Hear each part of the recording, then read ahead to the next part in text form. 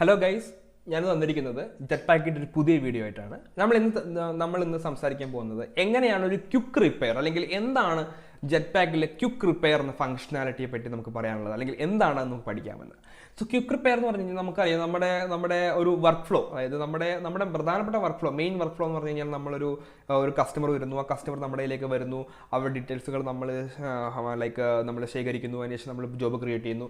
അതൊരു regular work flow ആണ് അല്ലേ. അപ്പോൾ പക്ഷേ നമുക്ക് ചില സമയങ്ങളിൽ നമുക്ക് ഒരുപാട് വർക്കുകൾ ലോഡുകൾ വരുമ്പോഴോ അല്ലെങ്കിൽ പെട്ടെന്ന് ഒരുപാട് തിരക്കുകൾ വരുമ്പോഴോ നമുക്ക് ഇത്രയും പെർഫെക്റ്റ് ആയിട്ടോ അല്ലെങ്കിൽ ഇത്രയും കാര്യങ്ങളായിട്ട് പെട്ടെന്ന് നമുക്ക് ഈ വർക്കുകൾ ക്രിയേറ്റ് ചെയ്യാൻ പറ്റി വരില്ല. അത് മാത്രമല്ല, ചിലപ്പോൾ നമുക്ക് ജസ്റ്റ് ഒന്ന് പലയിടത്തും നോട്ട് ചെയ്ത് വെച്ചിട്ട് പിന്നീട് ഇതിനകത്ത് വർക്ക് ക്രിയേറ്റ് ചെയ്യാം എന്നുള്ളൊരു ഒരു തോട്ടൊക്കെ വരാറുണ്ട്. സോ അങ്ങനെയുള്ള സമയങ്ങളിൽ നമുക്ക് ഉപയോഗിക്കാൻ പറ്റുന്ന ഫംഗ്ഷനാലിറ്റിയാണ് ക്വിക്ക് റിപ്പയർ എന്ന് പറയുന്നത്. അപ്പോൾ ഒരു കസ്റ്റമർ നമ്മളിലേക്ക് വരുന്നു. അപ്പോൾ കസ്റ്റമർ ഒരു എക്യുപ്മെൻ്റ് ഉണ്ട്, പക്ഷെ നമുക്ക് പെട്ടെന്ന് സമയമില്ല, നമുക്കിത് എത്രയും പെട്ടെന്ന് ഈ ജോബ് ഒന്ന് ജസ്റ്റ് ഒന്ന് ക്രിയേറ്റ് ചെയ്തിട്ടാൽ മതി, പിന്നീട് നമുക്ക് ഇതിനെപ്പറ്റി കൂടുതൽ ആലോചിക്കാം എന്നുള്ള രീതിയിലാണ്. സോ അപ്പോൾ നമ്മുടെ കസ്റ്റമർ നമുക്ക് രണ്ട് രീതിയിൽ, ഇപ്പോൾ എക്സാമ്പിൾ ആണെങ്കിൽ നിങ്ങളുടെ ആ കസ്റ്റമർ കൊണ്ടുവരുന്ന എക്യുപ്മെൻറ്റിനകത്ത് സീരിയൽ നമ്പർ ഉണ്ടെങ്കിൽ നമ്മുടെ ഓൾറെഡി ബാർകോഡ് സപ്പോർട്ടറാണ്, ജസ്റ്റ് ബാർകോഡ് ജസ്റ്റ് ഒന്ന് റീഡ് ചെയ്ത് കഴിഞ്ഞ് കഴിഞ്ഞാൽ ആ ഒരു സീരിയൽ നമ്പറിൻ്റെ ബേസിൽ നമുക്ക് എന്ത് ചെയ്യാൻ പറ്റും, ഒരു ലോഗ് തുറന്നു വരും. നിങ്ങൾക്ക് വേണമെങ്കിൽ കസ്റ്റമറിൻ്റെ നെയിം, ഞാൻ പെട്ടെന്ന് ഒരു പ്രയാഗ് അല്ലെങ്കിൽ ഒരു കസ്റ്റമർ നെയിം കൊടുക്കുകയാണ്, ഈ ഡീറ്റെയിൽസ് ഒന്നും കൊടുത്തില്ലെങ്കിൽ നിങ്ങൾക്ക് just create work order create ചെയ്യാം. സോ ഇന്ന് ഇവിടെ നോക്കിക്കഴിഞ്ഞ് കഴിഞ്ഞാൽ ഇത് നേരെ ക്വിക്ക് റിപ്പയർ എന്ന് പറയുന്ന ഒരു മെനുവിലേക്കാണ് വരിക.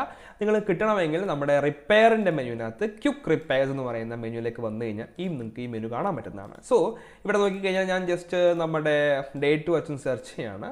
സോ സെർച്ച് ചെയ്ത് കഴിഞ്ഞ് കഴിഞ്ഞാൽ ഇന്നത്തെ, അതായത് ഇനീഷ്യേറ്റഡ്, അതായത് പറയുന്ന വർക്ക് ഓർഡർ ആയിട്ട് നമ്മൾ കണക്കാക്കുന്നത് അല്ലേ. അപ്പോൾ കസ്റ്റമർ നെയിം ഉണ്ട്, ഫോൺ നമ്പർ ഉണ്ടെങ്കിൽ അത് പ്രൊഡക്റ്റ് നെയിം ഇല്ല, സീരിയൽ നമ്പർ നമ്മൾ കൊടുത്തത്. ഇനിയിപ്പോൾ നിങ്ങളുടെ കയ്യിൽ സീരിയൽ നമ്പർ ഇല്ല എന്ന് വിചാരിക്കുക, പകരം നിങ്ങളുടെ പ്രൊഡക്റ്റ് നെയിം ആണെങ്കിൽ നിങ്ങൾ ജസ്റ്റ് ഇവിടെ പ്രൊഡക്റ്റ് നെയിം ഇട്ടാൽ മതി. ഇവിടെ പ്രൊഡക്റ്റ് നെയിമിൽ വെച്ചിട്ട് നമുക്ക് എന്ത് ചെയ്യാം, ഇപ്പോൾ ലാപ്പ് എന്ത് കൊടുത്തു കഴിഞ്ഞാലും നിങ്ങൾക്ക് ക്വിക്ക് റിപ്പയർ ക്രിയേറ്റ് ചെയ്യാൻ വേണ്ടി പറ്റും. സോ അതിനുശേഷം നമ്മൾ ക്വിക്ക് റിപ്പയറിൽ പോയി കഴിഞ്ഞ് കഴിഞ്ഞാൽ ഇങ്ങനെയാണ് ക്വിക്ക് റിപ്പയർ ക്രിയേറ്റ് ആയിട്ടുണ്ട് വരിക. ഇനിയിപ്പോൾ അതിന് നമ്മളിതെല്ലാം കഴിഞ്ഞ് നമ്മൾ പോവുകയാണ്, നമ്മൾ പോയിട്ട് തിരിച്ചു വന്നു. ഓക്കെ, ഇനി ഈ ക്വിക്ക് റിപ്പയർ നമുക്ക് ഈ പ്രധാനമായിട്ടും നമ്മുടെ റിപ്പയറിലേക്ക് കൺവേർട്ട് ചെയ്യണം.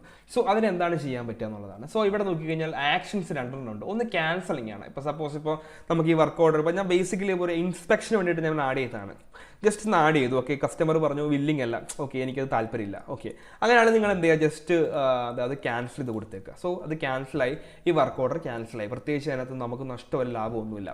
ഇനി നെക്സ്റ്റ് എന്ന് പറഞ്ഞു കഴിഞ്ഞാൽ പിന്നെ ഒരു കസ്റ്റമർ വന്നു. അപ്പോൾ ആ കസ്റ്റമറിൻ്റെ ഇപ്പോൾ പ്രൊഡക്റ്റ് നെയിം ആണെന്ന് വിചാരിക്കുക. അപ്പോൾ പ്രൊഡക്റ്റ് നെയിം ലാപ്പ് എന്നുള്ളതാണെന്ന് വിചാരിച്ചോ, ലാപ്പ് ഞാൻ കൊടുത്തു, അത് IAP ആയിപ്പോയി, ലാപ്പ് എന്ന് കൊടുത്തു. ഞാൻ ക്വിക്ക് റിപ്പോർട്ടർ ക്രിയേറ്റ് ചെയ്തു. കസ്റ്റമർ എന്ന് പറഞ്ഞാൽ ഇപ്പോൾ പ്രയാഗ്സ് തന്നെയാണ്. സോ നെക്സ്റ്റ് റിപ്പയർ ക്രിയേറ്റ് ചെയ്തു. സോ അപ്പോൾ ഇത് ഞാൻ ഓക്കെയാണ്. അപ്പോൾ കസ്റ്റമറിനെ ഇൻസ്പെക്ട് ചെയ്തപ്പോൾ ഓക്കെയാണ്, ഇതിപ്പം ഇത് പ്രൊസീഡ് ചെയ്യാൻ താല്പര്യമുണ്ട്. സോ ഞാൻ എന്ത് ചെയ്യുന്നു, ഈ പറയുന്ന ആക്ഷൻ പ്ലസ് ബട്ടൺ ക്രിയേറ്റ് എന്ന് പറഞ്ഞ ബട്ടൺ ക്ലിക്ക് ചെയ്യുകയാണ്. സോ ആ സമയത്ത് നമ്മുടെ ഓട്ടോമാറ്റിക് ആയിട്ടുള്ള നമ്മുടെ ജോബ് ഷീറ്റ് അല്ലെങ്കിൽ റിപ്പയർ കാർഡ് തിരിച്ചു വരും. സോ അതിനകത്ത് നമുക്ക് കസ്റ്റമർ നെയിം ഓൾറെഡി ഫില്ല് ചെയ്തിട്ടുണ്ട്, പ്രൊഡക്റ്റ് നെയിം ഓൾറെഡി ഫില്ല് ചെയ്തിട്ടുണ്ട്, ബാക്കിയുള്ള കാര്യങ്ങളൊക്കെ നമ്മൾ ഫില്ല് ചെയ്യണം. സോ ഇപ്പം കസ്റ്റമറുടെ ഫോൺ നമ്പർ എന്താണെന്നുള്ളത് നമ്മൾ ഫില്ല് ചെയ്യണം. സോ അത് കൊടുത്തു കഴിഞ്ഞാൽ കസ്റ്റമറുടെ ഫോൺ നമ്പർ, ഈ കാര്യങ്ങളൊന്നും നമുക്ക് കൊടുത്തില്ലെങ്കിലും കുഴപ്പമൊന്നുമില്ല. ബില്ലിംഗ് അഡ്രസ്സ് കാര്യങ്ങൾ, കേസ് IDs, ലാപ്ടോപ്പ്, ഇനിയിപ്പോൾ മാനുഫാക്ചർ ഉണ്ടെങ്കിൽ അത്, ഇനി സീരിയൽ നമ്പർ ഉണ്ടെങ്കിൽ അത്, ആക്സിഡൻറ്റ് എക്യുപ്മെൻറ്റ് ഉണ്ടെങ്കിൽ അത്, പ്രോബ്ലം ഡിസ്ക്രിപ്ഷൻ എന്താണെന്നുള്ളത് നോട്ട് വർക്കിംഗ് ആണ്. സോ ആക്സിഡൻറ്റ് എക്യുപ്മെൻറ്റ് ലാപ്പ് ഒള്ളിയാണ്, അങ്ങനെയാണ്. അല്ലെങ്കിൽ ഇപ്പോൾ ഡിവൈസ് ലോക്ക് ഉണ്ടെങ്കിൽ അത് അസൈനി, അത് എന്ന് പറയുന്നത് ഓക്കെ കൊടുത്തു.